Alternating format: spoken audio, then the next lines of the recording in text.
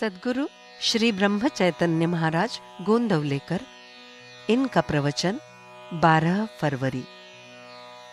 नाम ही सत्व स्वरूप है। नाम रूप की अपेक्षा निश्चित श्रेष्ठ है। उसके कारण रूप का ध्यान मन में साकार नहीं हो पाया तो भी नाम छोड़ना नहीं चाहिए। भविष्य में रूप अपने आप प्रकट होगा। रूप जड़ और दृश्य है, इसलिए उत्पत्ति, स्थिति और विनाश, बढ़ना और घटना, जगह व्यापना और जगह बदलना, कालानुसार फर्क होना आदि बंधन उसे है। किंतु नाम दृश्य के परे है। नाम सूक्ष्म है, इसलिए उसे उत्पत्ति, विनाश, वृद्धि और क्षय, देश काल की सीमा आदि कोई विकार नहीं है। नाम सत्व रूप है। नाम रूप से भी अधिक व्यापक है। जो वस्तु अधिक व्यापक होती है, जिसका विस्तार अधिक होता है, उसमें शक्ति भी अधिक होती है।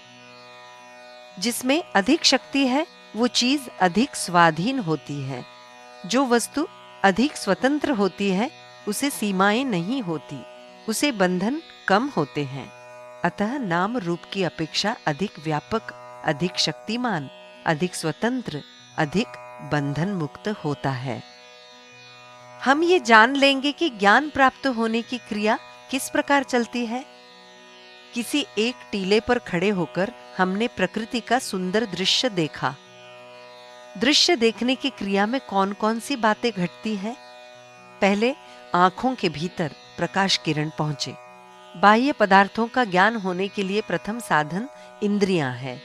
इंद्रियों के द्वारा भीतर जो परिणाम होते हैं उन्हें मन वस्तु का रूप देता है। जब वस्तु का स्वरूप दिखाई देता है तब बुद्धि उसका यथार्थ ज्ञान करा देती है। लेकिन बुद्धि का कार्य यही नहीं रुकता। हम टीले पर पहुंचते हैं और सृष्टि का अवलोकन करते हैं, तब हमें वृक्ष, लताएं, घर, बाग, मनुष्य, पक्षी, तालाब आदि दिखाई देते हैं। इन सबका एक विशाल रूप बनता है। तब ऐसा हमें ज्ञान होता है कि ये प्रकृति का सौंदर्य है। इसका मतलब हुआ मनुष्य की प्रवृत्ति अनेकत्व में एकत्व ढूंढने की है। इस विश्व में बहुत विविधता है। विभिन्न प्रकार के पत्थर, कीड़े, पक्षी, प्राणी हम देखते हैं। इन सब के नाम अलग अलग हैं, फिर भी इन सब में अस्तित्व है।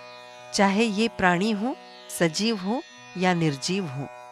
इतना ही नहीं, आनंद की भावना है, फिर भी उसका अस्तित्व है।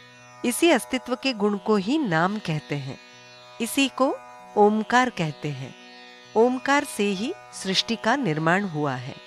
ओमकार परमात्मा का ही रूप है, अर्थात नाम यानी सत्य।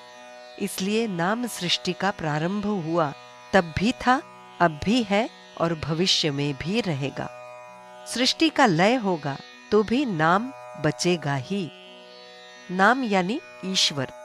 नाम से ही अनंत रूप बनते हैं और उसी में विलीन होते हैं। रूप नाम से अलग हो ही नहीं सकता। नाम रूप को व्याप्त करके भी शेष बचता है।